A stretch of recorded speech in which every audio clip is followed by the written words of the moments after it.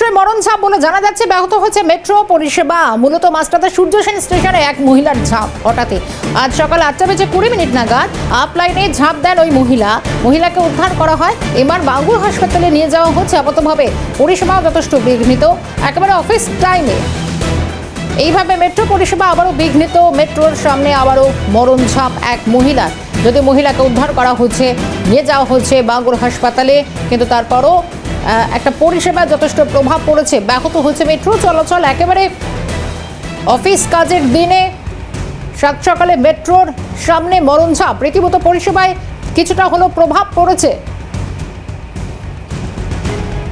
অভিরূপা সাহা রয়েছেন আমাদের সঙ্গে। অভিরূপা, ফের মেট্রোর সামনে মরণঝাঁপ, ওই মহিলার কি অবস্থা? মেট্রো পরিষেবা কি অবস্থায় রয়েছে? দেখো, মেট্রো পরিষেবা আপাতত স্বাভাবিক। যেটা জানা যাচ্ছে, সকাল 8:20 নাগাদ আপ লাইনের একটি মেট্রো যখন ঢুকছিল মাস্টারদা সূর্য সেন মেট্রো স্টেশনে, সেই সময় এক মহিলা তিনি আচমকাই চলন্ত মেট্রোর সামনে ঝাঁপ দেন এবং মেট্রো ঢোকার সময় তিনি ঝাঁপ দিয়েছেন বলে পুলিশ সূত্রে খবর।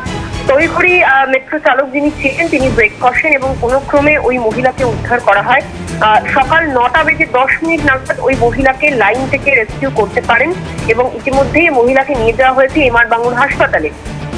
তিনি আত্মহত্যার চেষ্টা করেছেন, তাকে সজাগ অবস্থাতে নিয়ে যাওয়া হয় হাসপাতালে। কি কারণে আচমকাই তিনি ঝাঁপ দিলেন সেটা পরবর্তীকালে উনি যখন স্থিতিশীল হবেন তার পরিবারের সদস্যদের সঙ্গে কথা বলে গোটা বিষয়টি জানার বা বোঝার চেষ্টা করবে তদন্তকারী আধিকারিকরা। তবে ব্যস্ত সময়ে মেট্রোতে ঝাঁপ দেওয়ার ঘটনায় স্বভাবতই নিত্য যাত্রীদের যে হয়রানি, সেই হয়রানি অব্যাহত ছিল এবং প্রায় 40 থেকে 45 মিনিট একদম মহানায়ক উত্তম কুমার স্টেশন থেকে কবি সুভাষগামী আপ লাইনের মেট্রো চলাচল পরিষেবা সম্পূর্ণ বন্ধ থাকায় স্বভাবতই যাত্রীদের সমস্যার মুখে পড়তে হয়। তবে আপাতত মেট্রো পরিষেবা স্বাভাবিক, এমনটাই খবর মেট্রো সূত্রে।